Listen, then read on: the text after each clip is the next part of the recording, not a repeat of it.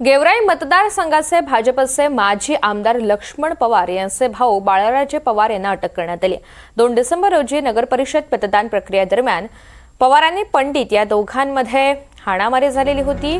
दरम्यान बाळराजे पवार यांनी माजी आमदार अमरसिंग पंडित यांचे स्वसहाय्यक अमृत डावकर यांना मारहाण केली होती आणि या प्रकरणामध्ये 50 जणांवर गेवराई पोलिसांनी सुमोटो याचिका आणि या सगळ्या संदर्भात आरोप हा दाखल केलेला होता। अधिकची माहिती जाणून घेऊयात। आकाश सावंत आपल्या सोबत आहेत। आकाश, बाळराजे पवार यांना अटक करण्यात आलेली आहे, पोलिसांनी या सगळ्या संदर्भात काय माहिती दिली आहे?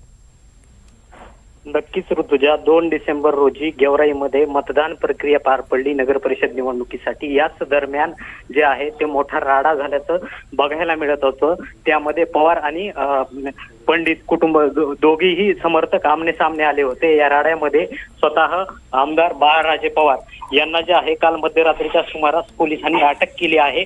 विशेष म्हणजे बाळराजे पवार यांच्यावरती झालेल्या गुन्ह्याची व्याप्ती लक्षात घेता पोलिसांनी त्यांना अटक केली आहे। त्यांच्या अटकेनंतर गेवराईमध्ये एकच खळबळ उडाल्याचं बघायला मिळत आहे। ऋतुजा, धन्यवाद सविस्तर माहितीसाठी।